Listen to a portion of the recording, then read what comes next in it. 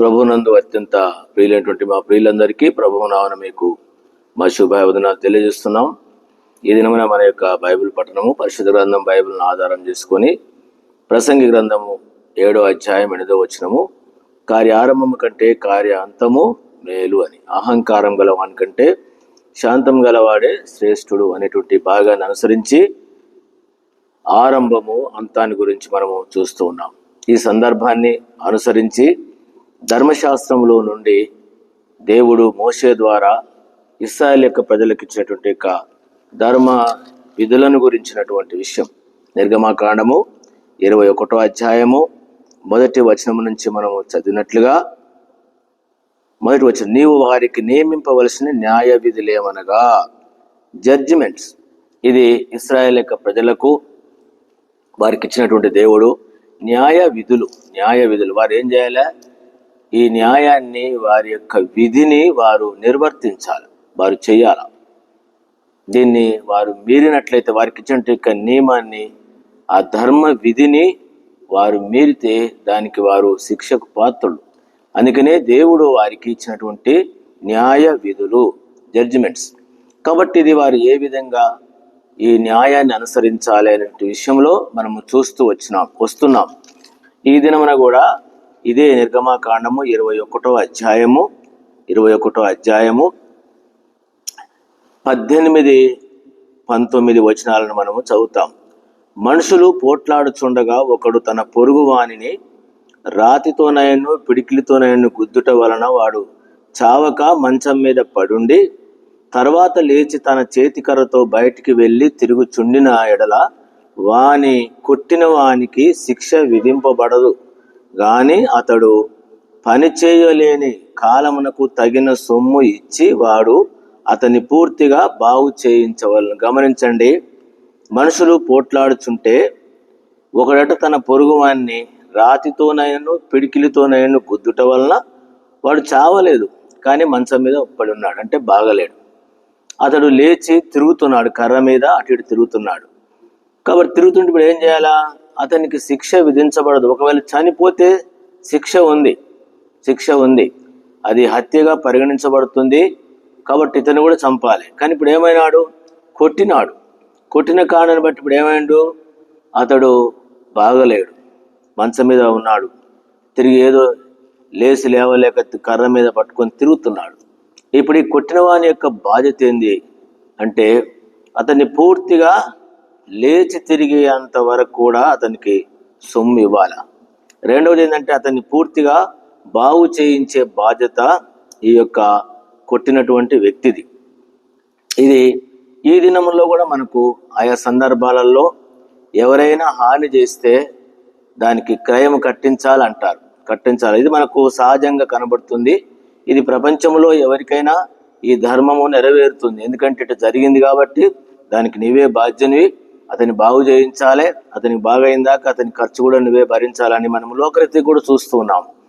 దైవికంగా కూడా ఇది మనం ఎరగవలసినట్టు వారంగా ఉంటున్నాం. మనుషుడు పోట్లాడుచుండగా ఒకడు తన పొరుగు వాన్ని రాతితోనైనా పిడికలతోనైనా గుద్దిండంట. ఏంటిది గుద్దడము? సరే దేవుని బిడలారా, దీన్ని బట్టి దేవుని బిడలంగా మనం ఎరగవలసిన విషయం ఏంటంటే, పోట్లాడటము. ఎందుకండి ఈ పోట్లాటలు? ఇదంతా హెబ్రీయులను గురించినటువంటి విషయము. హెబ్రీయులు ఇంకా అప్పటికి యూదా ఇశ్రాయేలు ఒక వంశము, రెండు వేరు కాల, అందరూ హెబ్రీలే అనబడ్డారు. ఇది హెబ్రీయులకు లేక దేవుని యొక్క ప్రజలకు వారికి ఇచ్చినటువంటిది. వీళ్ళ మధ్యలో పోట్లాటం ఏంది? అంతేకాదు, పోట్లాటమే కాదట, ఒకటి తన పొరుగు వారిని రాతితోనైనా పిడికిలతో గుద్దిండంట, గుద్దులాట. ఈ దినాలలో ఈ మాటను అనుసరించి మనం ఎరిగితే దేవుని పిల్లలము. సంఘాలలో ఎక్కడ చూసినా ఒకటి పోట్లాటలు, రెండవది గుద్దుకోవడం, రాతితో గుద్దుకోవడం, రాతితోను పిడికిలతోని, రాతితోని.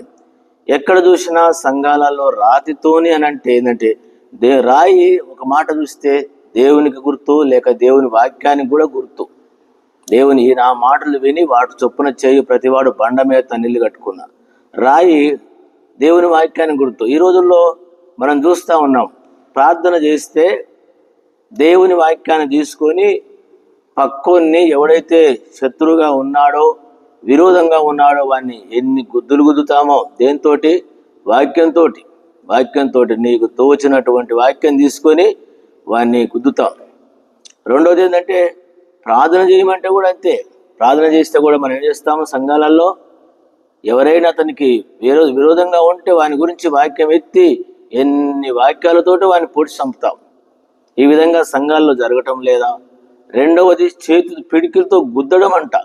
మన చేష్టలతోటి, మన యొక్క విధానంలో అతన్ని ఎంతో గాయపరిచే వాళ్ళంగా ఉంటున్నాం, బాధపరిచేటువంటి వాళ్ళంగా ఉన్నాం. ఈ దినాల్లో సంఘాలలో మనం చూస్తే దేవుని వాక్యముని ఎత్తి ఇతరులను గుద్దడము, ప్రార్థన చేసినా కూడా వాక్యం తీసుకొని వాడిని గుద్దడము. రెండవది చేష్టలతోటి, మన చేష్టలతోటి. ఇంకా చాలా ఉన్నాయి. ఈ విషయాలు నేను వివరించలేను, కానీ దేవుడే మీకు బయలుపరుస్తాడు. ఎంతమంది మన ద్వారా, మన యొక్క నడవడి ద్వారా, మన యొక్క విధానములో, మనం మాట్లాడే మాటల ద్వారా, మనం చేసే ప్రార్థన ద్వారా, మనం చెప్పే వాక్యాల ద్వారా ఎంతమంది దెబ్బతిని ఏం చేస్తారంటే వాళ్ళు తిరుగుతుందంట, రావడంలే. ఎందుకంటే నాకు అనిపిస్తూ ఉంటుంది, ఇద్దరు పోట్లాడినప్పుడు ఇద్దరు దెబ్బలు తలగాలి, కానీ మరి ఈ వ్యక్తికి దెబ్బ తగలలేదు, ఆ వ్యక్తికి దెబ్బ తగిలిందంటే అతనికంటే ఇతడు బలవంతుడు అని అర్థం. ఈ దినాల్లో సంఘాలలో ఎవరి బలం ఉంటే వాళ్ళు సామాన్యులను గుద్దుతూ ఉన్నారు, నెట్టేస్తూ ఉన్నారు, ఆక్రమించుకుంటున్నారు. మనకు తెలిసి విషయాలన్నీ కూడా. ఇంకా రకరకాల రాళ్లతో కొట్టడం, రకరకాల ఎటు చేసి వాడిని ఏం చేయాలంటే హాని చేయాలా. వాడు చావద్దు, కానీ మందిరానికి ఏం కావాలి? కరెక్ట్ వాడు జీవించొద్దు. ఇలాంటి అవగాహన కలిగినటువంటి విధానాల్లో ఉంటే ఇది ఆత్మీయంగా మనం ఎరగాల. శరీర సంబంధంగా ఈరోజు జరుగుతున్నటువంటి సందర్భం ఆత్మీయంగా ఒక్కసారి మన మనస్సాక్షిని బట్టి మనం ఎరుగుదాం. మన యొక్క విధానములో లేక మన చేష్టల వల్ల, మన నడవడి వల్ల, మన మాటల వల్ల మనము ఇతరుల పక్షంగా ప్రవర్తించేటువంటి తీరుని బట్టి ఎంతమంది హట్ అయిపోయినారు, ఎంతమంది ఇబ్బంది పడుతున్నారు. ఏం చేసినట్టు ఇతడు తర్వాత లేచి తన చేతికర్ర తిరుగుతున్నాడు, కొంచెం ఏదో బతుకుతున్నాడు. ఈరోజు సంఘాలలో అనేకులు అట్లా ఉన్నారు. మన యొక్క విధానంలో మనం చేసినటువంటి వాటిని బట్టి ఏదో తిరుగుతూ ఉన్నారు. వారు ఇంకా పూర్తిగా బాగాలంటే ఆత్మీయంగా వాళ్ళు ఏం కాలేదు, కోలుకోలేదు. మన ద్వారా నష్టపోయే వాళ్ళు ఉన్నారా? ఈ విషయం జ్ఞాపకం పెట్టుకొని ఏం చేయాలంట? వాడిని కొట్టిన వానికి శిక్ష విధింపబడదు, కానీ అతడు పని చేయలేని కాలమునకు తగిన సొమ్యాలు. పని చేయలేకపోతే ఏం చేశాడు? పని చేసేంత వరకు ఆరంభంలో అతడు ఆరోగ్యంగా ఉన్నప్పుడు ఏ విధంగా ఉన్నాడో ఆ స్థితిలోనికి వచ్చేంత వరకు దానికి నీవే బాధ్యునివి. ఏ వ్యక్తిని నీవు హత్య చేసినావో, ఏ వ్యక్తిని నీవు నీ మాటల ద్వారా, నీ చేష్టల ద్వారా నష్టపోయి బలహీనుడై తిరుగుతున్నాడో ఆ వ్యక్తిని పూర్తిగా బాగు చేసించే బాధ్యత నీది. ఆ వ్యక్తికి అయ్యేటువంటి ఖర్చు అంతా కూడా నీవు భరించాలి. లేకపోతే అతన్ని కొట్టేసి అతను రాలేకపోతే నీ జాగాలో తిరుగుతున్నావంటే రేపు దేవుడు లెక్కడుతాడు. న్యాయ విధి ఇది, న్యాయ విధి. అందుకని ఏమంటాడు? అతనికి తగిన సొమ్ము ఇచ్చి వాడు అతన్ని పూర్తిగా బాగు చేయించాలి. అంటే బాగు చేయించాలి. ఈయన బాగు చేసేవాడు కాదు. బాగు చేయించాలంటే బాగు చేసే ఆయన కాడికి డాక్టర్ కార్డు తీసుకొని పోవాలి. ఎక్కడికి వచ్చిపోతావు? ఎక్కడ తీసుకుని పోతావు?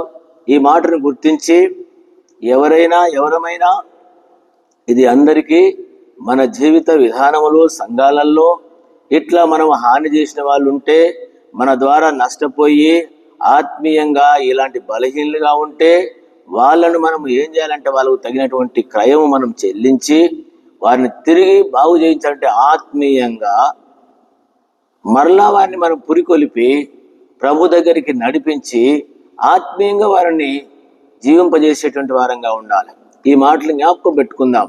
నీ ద్వారా, నా ద్వారా ఎవరైనా లేకపోయినట్లయితే ఒకరోజు, ఎందుకంటే మనం వాళ్ళను గుద్దినాము ఏదో విధంగా, సహోదరిలారా, ఇది మన మనస్సాక్షి తీసుకొని మన ద్వారా ఎంతమంది ఈ విధంగా దెబ్బలు తిని, అంటే ఆత్మీయంగా మనం చేసే వాటి ద్వారా తిని నష్టపోయి బలహీనులయ్యి లేవలేక దేవుని మందిరానికి రాలేక తిరుగుతుంటే వారందరినీ మళ్ళీ మనం ఎవరిని బలహీనపరిచినామో, ఎవరిని మన మాటల ద్వారా మన జీవితం ద్వారా గుద్దినామో వారిని మరలా మనము బాగు చేయించే బాధ్యత మనది ఉంది. ఈ విషయాన్ని ఆత్మీయంగా ఎరిగి ఏం చేద్దామో, మనము మనకెవరితోనైనా మనకు అసమాధానంగా ఉంటే, మన ద్వారా ఎవరైనా దేవుని సంధికి జీవించలేనటువంటి వారు, రాలేనటువంటి వాళ్ళు ఉంటే, వాళ్ళు ఏదో తిరుగుతూ ఉన్నారు, బయట నిస్సాయ పరిస్థితుల్లో ఉన్నారు, రోగంతో బాగలేకుండా ఉన్నారు. మరి ఇంత ఏం చేయాలవుతాడు? బలవంతుడు అయిపోయినాడు, గుద్దినాడు, రాయితో గుద్దినాడు, చేయితో గుద్దినాడు, వాడు గుద్దలేడు, వాడు కొట్టలేడు, కాబట్టి ఏమైనాడు? ఎదురు చేయలేడు. ఇప్పుడు బలహీనై తిరుగుతున్నాడు. కానీ ఒకరోజు దేవుడిని లెక్కడుతాడు. అందుకొరకనే సంఘాలలో ఒకవేళ సేవ చేసే వాళ్ళమైనా, బాధ్యత వహించేవారైనా, విశ్వాసులైనా, నీకు బలం ఉందని, నీకు నోరు ఉందని, నీకు పలుకుబడి ఉందని, నీ యొక్క మాటల ద్వారా, చేష్టల ద్వారా ఇతరులను హాని చేసి దేవుని మందిరంలో ఆత్మీయంగా జీవించకుండా చేసేటువంటి వారంగా ఉన్నట్లయితే, ధర్మ విధి దీన్ని అనుసరించి వెంటనే మన మనసాక్షి ప్రకారం వారిని బాగు చేయించి తిరిగి వారిని ఆరోగ్యపరిచేటువంటి ఆత్మీయంగా జీవించే వారంగా ఉందాం. ఆ విధంగా లేకపోతే ఒకరోజు మన యజమానుడు, మన దేవుడు మనల్ని లెక్కడుతాడు. అందుకనే ఇది ఇశ్రాయేలు ప్రజలు చెప్పినాడు, ఈరోజు ఈ మాటలు నీవు నేను ఎరిగి మనం ఆ విధంగా ప్రభు కొరకు అనేకులను నష్టపోయిన వారిని సమకూర్చి వారిని తిరిగి ఆరోగ్యవంతులుగా చేయుట కొరకు ప్రభు మనల్ని బలపరిచి సహాయము చేయనుగాక. ప్రియమైన తండ్రి, బాగా దీవించి మీరు ఆశీర్వదించమని మేలుకై జ్ఞాపకం చేసుకోమని చెల్లిస్తూ కృపను కోరుతూ యేసునామమున ప్రార్థన చేడుకుంటున్నాను తండ్రి, ఆమేన్. మన తండ్రి దేవుని యొక్క ప్రేమ, మన ప్రభువైన యేసుక్రీస్తు కృప, పరిశుద్ధాత్మ సహవాసం మనందరి తోడై ఉండును గాక. ఆమేన్. ప్రైజ్ ది లార్డ్ అండి, అందరికి ప్రైజ్ ది లార్డ్.